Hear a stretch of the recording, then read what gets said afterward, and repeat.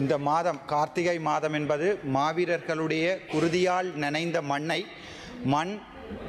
அந்த மண்ணை எங்களுடைய மழை தன்னால் முடிந்த வரைக்கும் கழுவுகின்ற மாதம். இப்போது யாழ்ப்பாணத்திலே மழை படுமோசமாக பெய்து கொண்டிருக்கிறது. எங்களுடைய தெய்வங்களுடைய வித்துடல்கள் அங்கே இப்போது குளிர்விக்கப்பட்டு கொண்டிருக்கிறது. இன்றைய தினம் தமிழினத்திற்காக தன்னுயிர் தந்த தியாக சிறகுகள் எதிரிகளால் அவர்கள் தோற்கடிக்கப்படவில்லை. அவர்கள் எண்ணத்தை எரியூட்ட தூண்டுகிறார்கள்.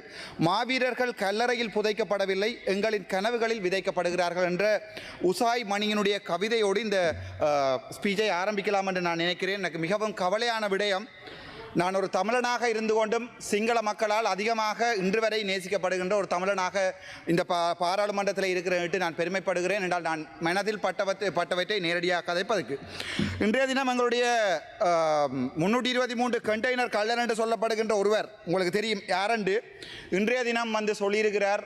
தேசிய தலைவரும் 44,000 போராளிகளும் வடக்கு மாகாணத்தில் குடுவித்தார்கள் என்ற ஒரு கதை ஒன்றை இன்றைக்கு சிங்களத்தில் சொல்லியிருக்கிறார். இவர் சிங்களத்தில் சொல்லி தப்பிக்கலாம்னு நினைக்கிறார். ஆனால் சிங்களமும் தமிழும் சரளமாக பேச தெரிந்த எனக்கு அது விளங்கினது. அதனுடைய வீடியோவை நீங்கள் பார்ப்பீர்கள் வெகு விரைவில். மிகவும் கவலையாக இருக்கிறேன் என்றால், இவர்கள் சொல்லிக்கொண்டு வந்தவர்கள் எப்படி, நாங்கள் எல்லாம் சிங்கள பிரபாகரன் என்று சொல்லிக்கொண்டு வந்தவர்கள் தான் இந்த அனுரகுமார நாயக்கத்தினுடைய அரசாங்கம். எங்களுடைய மக்களும் அப்படியே பொய்களை உண்மை என்று நம்புகின்ற ஒரு சமூகத்தை சேர்ந்தவர்கள் நாங்கள். ஆகவே எங்களுடைய சமூகம் அள்ளுகொள்ளையாக நம்பியது. இருக்குமோ சிலவேளை இவருமே போராட்டத்தை நோக்கி போராடியவர் என்று நினைத்து எங்களுடைய சமூகம் விட்ட வரலாற்று தவறு இந்த என்பிபி அரசாங்கத்துக்கு வாக்கு போட்டது. ஆனால் இன்றைய தினம் சிங்களத்திலே எங்களுடைய தேசிய தலைவர் வடக்கு கிழக்கை ஆண்ட போது ஒரு சிங்களவன் அவன் தன்னுடைய ஒரு போட் கூட வரையலாது அடிச்சு புதைச்சினாங்க அந்த கடல்ல குடுவித்தேன்னு எங்களுக்கு சொல்லேகல்ல. ஒரு தமிழ் மனுஷனா வெக்கப்படுறேன். ஒரு தமிழனா என்னுடைய வடக்கு மாநிலத்தில் இருந்து போட்டப்பட்ட ஒவ்வொரு வாக்குக்கும் இந்த பிமல் ரந்தாயகருடைய நெஞ்செல்லாம் எரியுது. நான் உங்களுடைய போர் வீரர்களை நீங்கள் செபலியோ என்று சொல்லுகின்ற போது ரணவிருவோ என்று சொன்ன தமிழன் நான். ஏனென்றால் ஆயுதம் ஏந்தி என்னோடு இருக்கிறார்கள், ஆயுதம் ஏந்தி போராடியவர்கள் உயிரை துச்சமாக மதித்த தெய்வம். அதற்கு மேலே ஆனால் வெக்கமாக இருக்கிறது ஒரு கூட்டம் வந்து சொல்லுமாக இருந்தால் என்னுடைய தேசிய தலைவரை போராட்டவாதி என்று சொல்லுமா இருந்தால் கவலையா இருக்கு. நீங்கள் ஒரு போராடின சமூகம், உங்களுடைய ஆயுதம் தூக்கின 1000 பேர் இருக்கிறீர்கள், வெக்கமா இல்லையா? சோறாடா சாப்பிடுறீங்க என்று கேட்கிற அளவுக்கு எங்களுடைய தமிழ் மக்கள் உங்களை வடக்கு மாநிலத்தில் பார்த்துக் கொள்வார்கள். நீங்கள் கடைசியாக சுடப்போவது ராமநாதன் அர்ச்சுனாவை, அது எனக்கு நன்றாகவே தெரியும். இன்றைக்கு கூட செக்யூரிட்டி ரிஸ்க் என்று சொல்லி அறிவித்திருக்கிறார்கள். எனக்கு அது பிரச்சனை இல்லை. ஆனால் மிகவும் கவலையா இருக்கு. நீங்கள் யாரை குரல் இல்லாத ஒரு இனத்தை, ஒரு தமிழ் பேசுகின்ற குரல் இல்லாத இனத்தை நீங்கள் அடக்குகிறீர்கள் என்று நினைக்கும் போது மிக வெக்கமாக இருக்கிறது. நாங்கள் இனவாதம் இல்லை என்று இன்று வரைக்கும் இதில் இருக்கிற எதிர்கட்சியில் இருக்கிற பாராளுமன்ற உறுப்பினர் தமிழனாக இருந்தாலும் சரி, முஸ்லீமாக இருந்தாலும், நீங்கள் பால் குடித்து வளர்ந்த குழந்தையாக இருந்தால், நாய்ப்பால் குடிக்காமல் உங்களுடைய அம்மாவினுடைய பாலை குடித்து வளர்ந்தவனாக இருந்தால், புத்தளத்திலே மக்கள் தினமும் அழுகிறார்கள், திருவோணமையிலே மக்கள் அழுகிறார்கள்.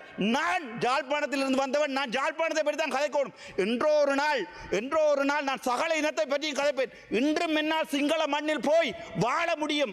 ஆனால் உங்கள் ஒருவனால் வந்து வடக்கு மாநிலத்தில் வாழ முடியுமா? இயலாது. ஏனென்றால் நீங்கள் முழு இனவாதிகள். வெக்கப்படுகிற என்னுடைய தேசிய தலைவர் நீங்கள் ஒரு குடு வியாபாரி என்று சொன்னதுக்கு இந்த முகத்தோட ஜாழ்ப்பாணம் வருவீர்கள். இதில் இருக்கிற ஓடினம் தீவிர அமைத்தி கடல் அமைச்சர் எழும்பி ஓடுறார், பிமல் ரத்நாயக்கர் எழும்பி ஓடுறார். வெக்கமா இல்லையா? நீங்கெல்லாம் ஒரு ஆயுதம் ஏந்தி போராடிய இது வந்து யாருக்கு அவமானம் என்றா, ரோகண விஜய் வீர என்ற ஒரு பெரும் தலைவருக்குரிய அவமானம் இது.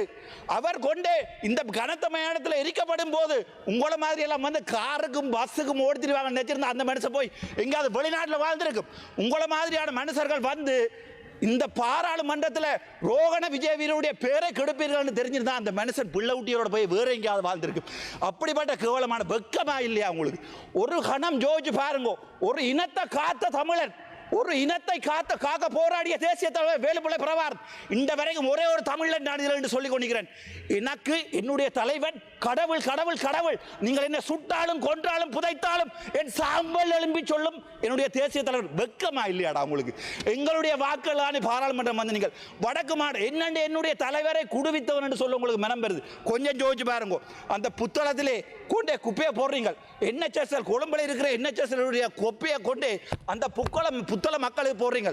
புத்தளத்திலிருந்து வந்திருக்கிற எம்பி இந்த யாராவது ஒரு தமிழன், ஒரு முஸ்லீம் தமிழ் பேசுகின்ற யாராவது சொல்லேலுமா? புத்தளத்தில் குப்பையை போட வேண்டாம் உங்களுடைய அரசாங்கத்துக்கு. நான் தமிழனாக இருக்க ஆசைப்படுறேன்.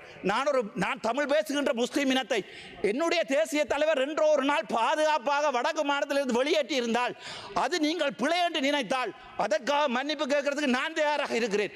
உங்களுக்கு விருப்பமாக இருந்தால் என்னை கொள்ளுங்கள். நான் அதை சிங்களத்திலே சொல்கிறேன், நான் அவசரப்பட வேண்டாம். அதை விட திருவோணமலையிலிருந்து வந்த பாராளுமன்ற உறுப்பினர்கள் யாரா இருக்கிறீங்களா? காணையில் ஒருத்தரை யாரா இருக்கிறீங்களா? கேப்பம் எங்கே உங்களுடைய அருண் ஏமச்சந்திர அடே, எங்களுடைய இனம் பாவம். நாங்கள் என்ன பாவம் செய்த நாங்கள் ஆயுதம் எடுத்து போராடியது நீங்கள் எங்களை அடி கேட்க. நாங்கள் ஆயுதம் எடுத்து போராடியது, நாங்கள் ஆயுதம் எடுத்து எங்களுடைய தமிழீழம் என்ற நாட்டை 30 வருடமாக கட்டியது நீங்கள் எங்களை கேம்பஸுக்கு போடா பண்ணிக்கல. டிஸ்ட்ரிக்ட் கோட்டான்ற ஒன்றை நீங்கள் இல்லாம பண்ணி, நீங்கள் பெரிட்டன் ரவுண்டை இல்லாமல் கொண்டு டிஸ்ட்ரிக்ட் கோட்டா கொண்டு வந்த போது 1970 இருந்து எனக்கு வரலாறு தெரியாது. வரலாறு தெரிந்தவர்களுடைய பிள்ளைகள் பக்கத்தில் இருக்கிறார்கள். இன்று வெக்கமே இல்லாமல் கஜேந்திரகுமார் பொன்னம்பலத்தினுடைய பேரை உச்சரித்து எங்களுடைய பிமல் ரத்நாயக சொல்றார், வடக்கு மாநிலத்தில் இருக்கிறவன் முழுக்க இனவாதி என்று. நாங்கள் இனவாதி இல்லை. நீங்க கட்டினது கோயில் என்னுடைய. நான் ஒரு நாள் எங்களுடைய கஜேந்திரகுமார் பொன்னம்பலத்தோடு கூட சண்டை பிடிச்சேன். நான் இந்த வரைக்கும் சண்டை பிடிக்கிறேன்.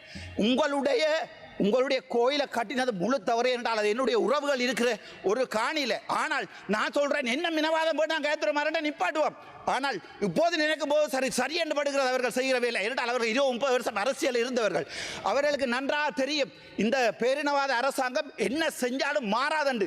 ஆனால் அரசியலுக்கு வருகின்ற போது நான் என்ன யோசிக்கிறேன், ஓகே இதோ நிப்பாட்டுவோம், இதுக்கு மேலே வேண்டாம், சிங்களத்தில் கதைப்போம், தமிழ்லையும் கதைப்போம், இதை நிப்பாட்டு. வெக்கமாக இருக்கு. நீங்களா சோறாடா சாப்பிட்றீங்க, வலக்கையாலையா சாப்பிட்றீங்கன்னு உங்கள்கிட்ட கேட்குறேன். தயவு செய்து இடக்கையால சாப்பிடுங்களா இருந்து. வெக்கமாக இருக்கு. சரி பரவாயில்ல, அதுக்கு பிறகு பார்ப்போம். இந்த ஈஸ்டர் அட்டாக் அநியாயமான முஸ்லீம் சமூகம், அந்த சமூகம் என்ன செஞ்சது?